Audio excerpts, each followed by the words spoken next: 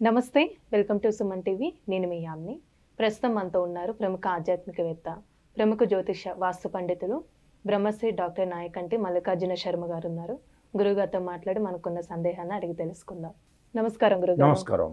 గురుగారు, జూలై నెలలో అండి అసలు వృషభ రాశి వారికి ఏ విధంగా ఉంటుంది, వీళ్ళకి సంబంధించిన పరిహారాలు అంటే ఏంటండి అసలు? తప్పకుండా. ఓం శ్రీ గురుభ్యో నమః. వృషభ రాశి వాళ్ళకి దశమ స్థానంలో శని యొక్క సంచారం, ఏకాదశ స్థానంలో రాహు యొక్క సంచారం, జన్మంలో గురువు, అలానే వ్యయంలో కుజుడు 10 రోజుల వరకు ఉంటుంది, జూలై 10 వరకు. తర్వాత వచ్చేటప్పుడు కల్లా జన్మంలో కుజుడు చేరటం, అలానే ద్వితీయంలో రవి. తాకట్టులో ఉన్న బంగారాన్ని విడిపించి ఆ రోజు ఆన్లైన్ రేటుకే మేము కొంటాం. Sharma gold company. వీళ్ళకి వచ్చేటప్పుడు కల్లా పంచమ స్థానంలో కేతు యొక్క సంచారం. అంటే జూలై మాసంలో ఈ విధంగా గ్రహస్థితి అనేది ఒకటి ఉంది. అయితే ఇక్కడ ఈ గ్రహస్థితి వల్ల ఎలా ఉంటుందంటే, ఏకాదశ స్థానంలో రాహు వల్ల శుభవార్తలు వినే అవకాశాలు ఎక్కువగా ఉండటం, అంటే మిమ్మల్ని మీరు సిద్ధంగా ఉంచుకోవటం అనేది ఒకటి ఉండటం, దానితో పాటు ప్రతి కష్టపడిన దానికి కూడా పనిచేయడానికి వెనకాడే అవకాశం లేకపోవటం, అంటే ప్రతి పని కూడా నేను కష్టంతో ముందుకు వెళ్ళాలి, ఒక ఆలోచనలు మారిపోయి గతం కంటే కూడా బద్ధకాన్ని వీడే అవకాశాలు ఎక్కువగా ఉంటాయి. అంటే బద్ధకాన్ని వీడటం అంటే వీళ్ళకి మంచి జరుగుతున్నట్టే అర్థం. అలా నిరంతరం పనిచేయటం, అది గుర్తుంచుకోవటము, దాంతోపాటు వీళ్ళకి ముఖ్యంగా ఈ వృషభ రాశి వాళ్ళకి రాహు యొక్క ఫలితం వల్ల విదేశాలకు వెళ్ళే అవకాశం ఎక్కువగా ఉంటుంది జూలై నెలలో ఉందండి. జూలై నెలలో. దానితో పాటు శ్రమ చేయటం, అలానే ఈ నెలలో చాలా ప్రయోజనాలు పొందటం, ఆదాయాలు గణనీయంగా పెరిగే అవకాశాలు ఎక్కువ ఉండటం. దానికి కారణం ఏమిటి అని అంటే, ఒక్కొక్కదానికి ఒక్కొక్క గ్రహం అనేది కారణం అవుతుంది. వృషభ రాశి వాళ్ళకు వచ్చేటప్పటికల్లా కొన్ని గ్రహాల యొక్క కలయిక, అంటే రవి బుధ శుక్రుడి యొక్క గ్రహాల యొక్క కలయిక, తృతీయ స్థానంలో రవి యొక్క సంచారం వల్ల, అంటే 10వ తారీఖు 15వ తారీఖు నుంచి కొంత అనుకూలమైన ఫలితాలు జరుగుతాయి వాళ్ళకి. అలానే ఆదాయపరంగా ఉండటం, అంటే ఒత్తిళ్ళు ఎక్కువగా ఉండటం, సంతృప్తికరమైన జీవితం ఉండటం, అలానే పని మీద శ్రద్ధ పెట్టే అవకాశాలు ఉంటాయి, డెవలప్మెంట్కి చాలా కష్టపడటం ఒకటి. అలానే శని తిరోగమన స్థితిలో ఉంటాడు. సహజంగా ఏంటంటే శని వక్రగతిలో ఇక్కడ రెట్రోగ్రేడ్ అంటాం మనం వక్రగతిని. ఇప్పుడు వృషభ రాశి వాళ్ళకి శని కంటక శని అంటారు, పొంగు శని అంటారు. నిజం చెప్పాలంటే అది మంచిది కాదు. అంటే శనిలో కూడా రకాలు ఉంటాయి. శని రకం కాదు, శని రిట్రోగ్రేడ్ అంటే వక్రగతిలోకి రావటం ఒకటి, డైరెక్ట్ ఉండటం ఒకటి. అంటే వెనక్కి వెళ్ళటం, ముందుకు వెళ్ళటం. ఈ వెనక్కి వెళ్ళటం అనేది వీళ్ళకి జరుగుతుంది కాబట్టి మొన్నటి వరకు ఏమిటి, వృత్తిపరంగా శని యొక్క ఇబ్బందులు కలుగుతాయి.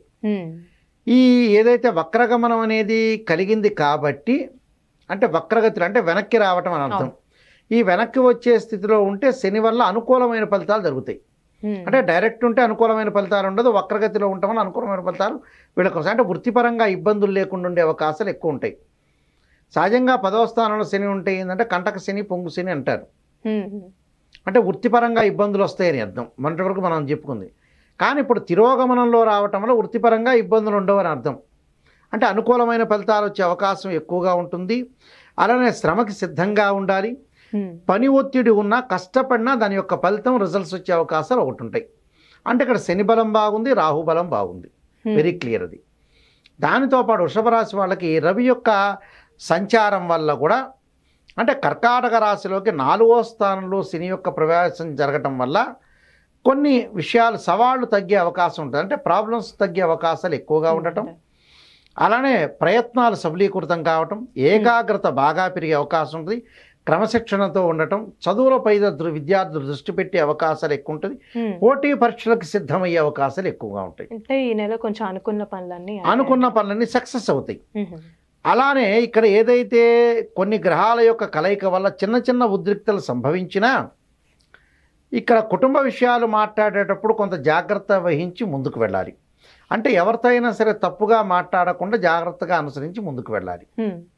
దానికి కారణం ఏంటంటే కొంత రవి కొద్దిగా మధ్యరకమైన స్థితిలో ఉండటం వల్ల అలాంటి విషయాలు జరిగే అవకాశం ఎక్కువ ఉంటుంది. అంటే ఆర్థిక స్థితిగతి విషయానికి మనం మాట్లాడేటప్పుడు ఆర్థిక పరిస్థితులు అనుకూలంగా ఉంటాయి, ఆదాయాన్ని పెంచడానికి ప్రతి ప్రయత్నం కూడా సఫలీకృతం అవుతుంది, వ్యాపారంలో డబ్బులు పెరగటం, వ్యాపారం అనేది అనుకూలంగా ఉండటం, భాగస్వామ్య వ్యాపారం బాగా కలిసి వచ్చే అవకాశం ఎక్కువగా ఉండటం ఒకటి. ఆరోగ్యపరంగా ఈ నెల బాగుంటుంది వాళ్ళకి. అంటే ఇంకా శుభకార్యాలు జరిగే శుభ అవకాశం కార్యక్రమాలు ఎక్కువగా ఉంటాయి. అయితే అన్ని కార్యక్రమాలు కూడా అనుకూలంగా ఉంటుంది వీళ్ళకి. మ్మ్. చిన్న చిన్న గాయాలు వాహనాల మీద వెళ్ళేటప్పుడు మాత్రమే జాగ్రత్త జాగ్రత్త ఉండాలి. వహించాలంటారు. మిగతావన్నీ కూడా టోటల్గా వాళ్ళకి అనుకూలంగా ఉంటుంది. ఆరోగ్యపరంగా కొంచెం హెచ్చు తగ్గులు వచ్చే అవకాశం ఒకటి ఉంటుంది. అయితే వీళ్ళకు వృషభ రాశి వాళ్ళకు వచ్చేటప్పటికల్లా అన్ని గ్రహాల యొక్క అక్కడ రాహు బాగున్నాడు, శని బాగున్నాడు, మ్మ్. రవి బాగున్నాడు. అలాంటి శుక్రుడి వల్ల పెద్ద ఇబ్బందులు కలిగే అవకాశాలు లేవు. బుధుడు మధ్య రకంగా ఉన్నాడు. అంటే పంచమ స్థానంలో కేతు వల్ల కొంత సంతానపరంగా ఏదో రకంగా కొంత ఆలోచన బాగా పెరిగి వాళ్ళని డెవలప్మెంట్ తీసుకోవాలని కొంత ఆలోచన బాగా పెరుగుతుంటుంది. మ్మ్. అదొకటి. అయితే టోటల్గా వృషభ రాశి వాళ్ళకి ఎక్కువగా అనుకూలంగా ఫలితాలు జరిగే అవకాశం ఉంటుంది.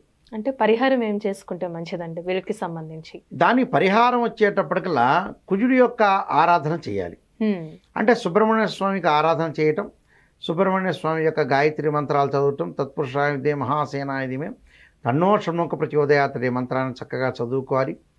శివుడి యొక్క ఆరాధన మ్మ్. అంటే ఓం నమః శివాయ పంచాక్షరి చేసుకుంటే సరిపోతుంది. అన్నీ కూడా చక్కని ఫలితాలు వచ్చే అవకాశం గ్యారంటీగా ఉంటుందమ్మా. చాలా మంచి పరిహారం తెలియజేస్తారండి. ధన్యవాదాలు మీకు. నమస్కారం.